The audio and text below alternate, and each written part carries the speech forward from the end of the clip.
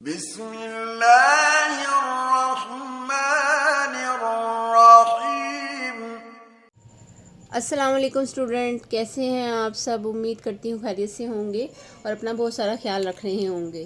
آج جو ہم نے پڑھنا ہے وہ بے حصہ عبادات کا دوسرا چیپٹر حج اور اس کی عالمگیریت کے حساب سے پڑھنا ہے۔ تو ہم اس کو پڑھتے ہیں اور سمجھتے ہیں کہ اس میں کیا کیا ہے جو ہم نے ہائی لائٹ کرنا ہے اور سوالات کے نشانات لگانے ہیں۔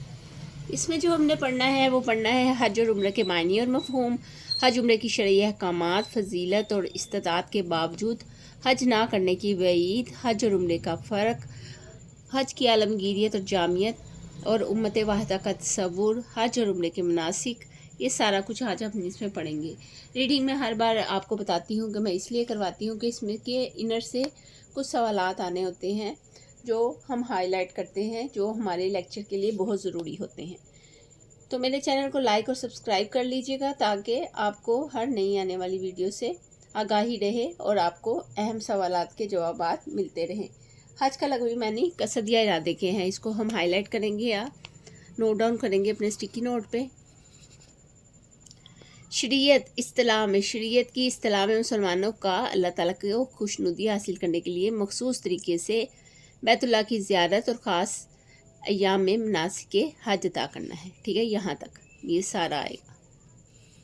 ٹھیک ہے، عمرہ بھی اسی طرح کی عبادت ہے۔ عمرہ حج سے کس طرح مختلف ہے یا عمرہ کس طرح کی عبادت ہے یہ بھی آئے گا، لیکن حج اور عمرے میں کچھ چیزوں کا فرق ہے۔ حج اور عمرے میں کن چیزوں کا فرق ہے؟ ٹھیک ہے، مثلاً حج ذو الحجہ کے مخصوص ایام کے علاوہ ادا نہیں ہو سکتا، لیکن عمرہ پورے سال میں جب چاہیں ادا کر سکتے ہیں۔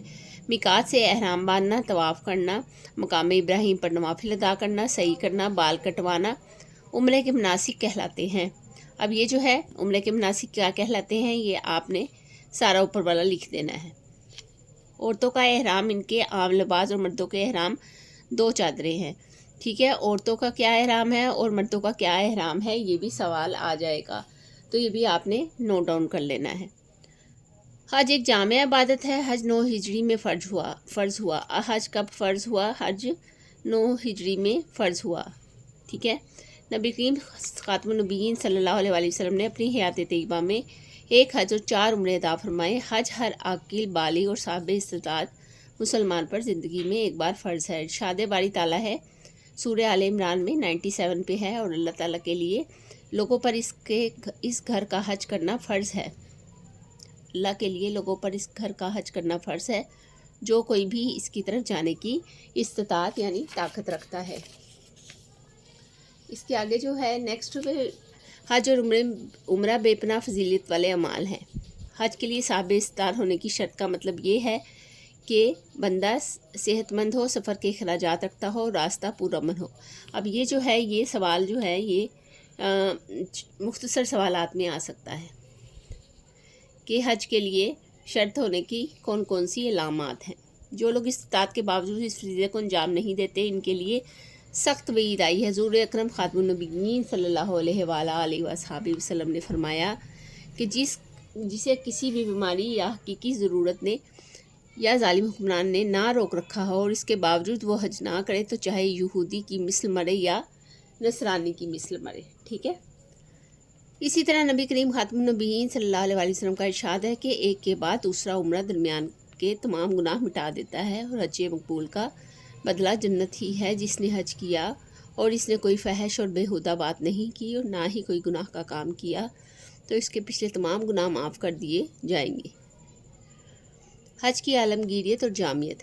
حج ایک اجتماعی اور عالمگیر عبادت ہے۔ پوری دنیا میں مسلمان اس مقدس فریضے کی ادائیگی کے لیے اسلام کے مرکز مکہ مکرمہ میں جمع ہوتے ہیں۔ حج ایک ایسی عبادت ہے جس میں تمام عبادات کی روح موجود ہے، اس لیے اس کو جامع عبادت کہتے ہیں۔ ٹھیک ہے، اس میں نماز کی طرح دعائیں کرنا، روزوں کی طرح بھوک پیاس کو برداشت کرنا، خواہشات نفسانی کو روکنا، زکوٰۃ کی طرح مال خرچ کرنا، جہاد کی طرح سفر کی مشکلات برداشت کرنا ہے۔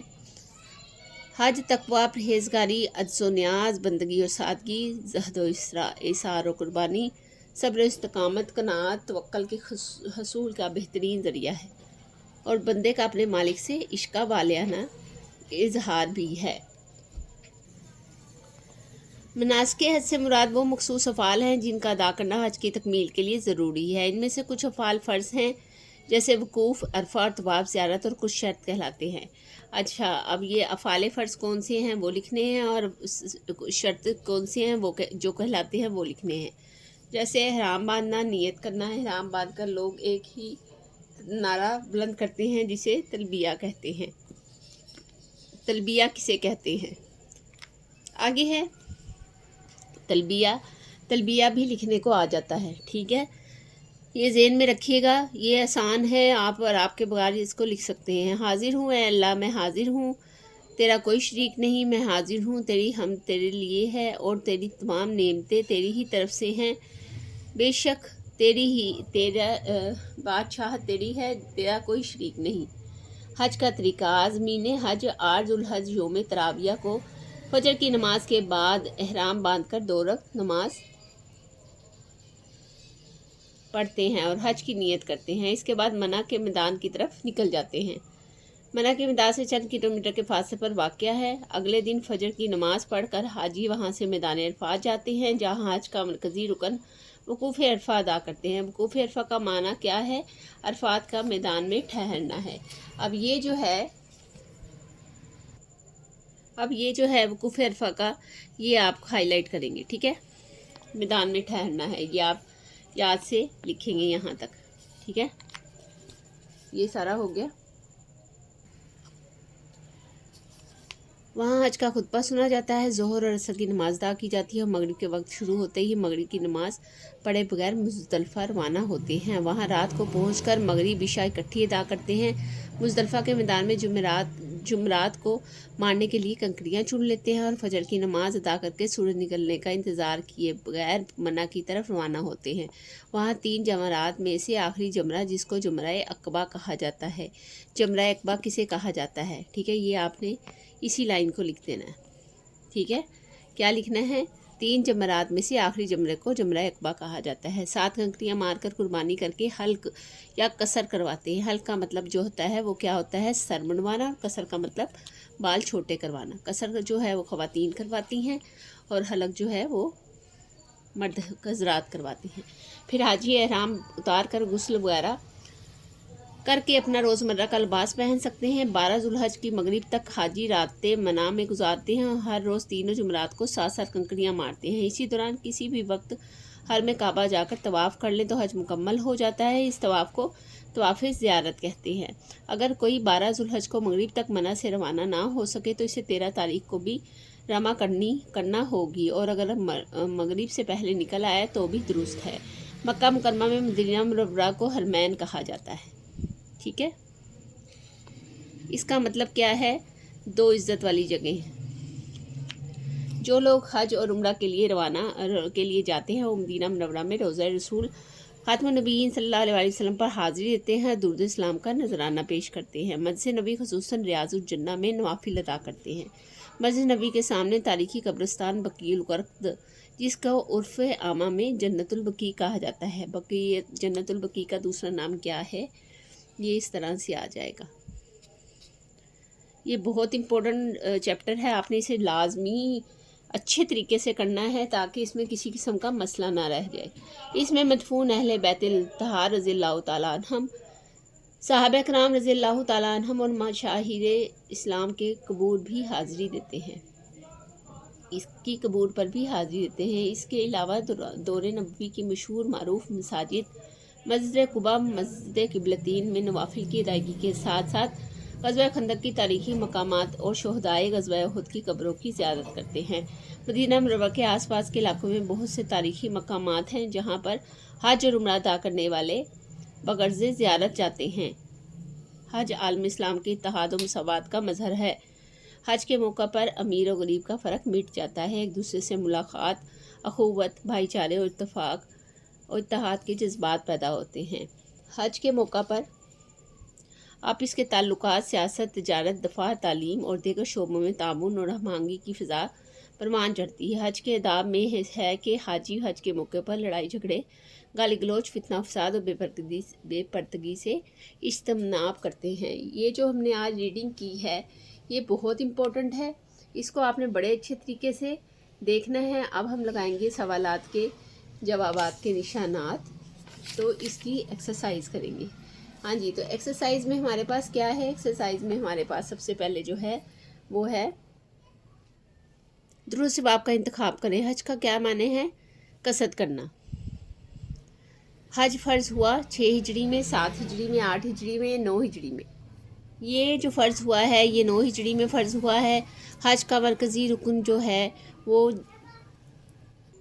جی، تو اس میں ہم پڑھیں گے نبی کریم صلی اللہ علیہ وسلم. یہ سب سے پہلے مسلمان احرام باندھتے ہیں مزدلفہ سے. نبی کریم خاتم النبیین صلی اللہ علیہ وسلم نے عمرے ادا کیے. ایک مختصر جی اب ہم کریں گے مختصر جواب دیں. مختصر جواب میں سب سے پہلے حج کا معنی مفہوم بیان کریں. اور معنی مفہوم میں کیا ہے؟ سب سے پہلے آپ پہلے پیج پہ جائیں گے. یہاں پہ دیکھیں میں نے نشان لگایا ہے. یہاں سے لے کر یہاں تک آپ یہ کریں گے. تو حج کا لفظی معنی سے لے کر حج ادا کرنا تک ہے. ٹھیک ہے، یہاں تک کریں گے. ٹھیک ہے، یہاں تک آپ اس کو مکمل کریں گے. اس کے بعد ہم دیکھیں گے کہ آگے ہم نے جو سوال ہے اس کا آنسر کہاں سے کرنا ہے. یہ اس کا آگے سوال ہے، حج کے بارے میں ایک آیت مبارکہ لکھیں. یہ بھی پہلے ہی پیج پہ ہم جائیں گے.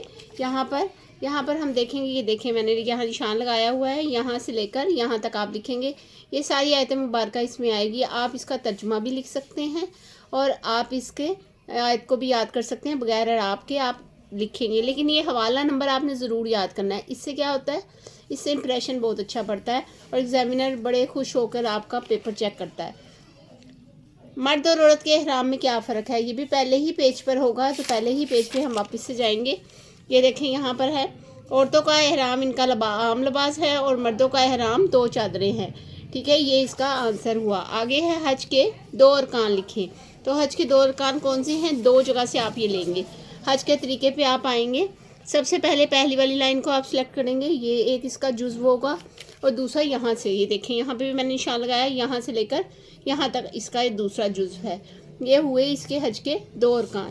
آگے ہم اس کا کریں گے کہ اس کا اگلا سوال جو ہے وہ کون سا ہے؟ اگلا ہے حج کے لیے صاحب استطاعت ہونے سے کیا مراد ہے؟ یہ دیکھیں یہاں پر یہاں سے لے کر یہاں تک. ٹھیک ہے، سیکنڈ والے پیج پر حج کے لیے یہاں سے پرامن ہو یہاں تک اس کا آنسر آئے گا. ٹھیک ہے، یہ آپ کا ہو گیا کلیئر.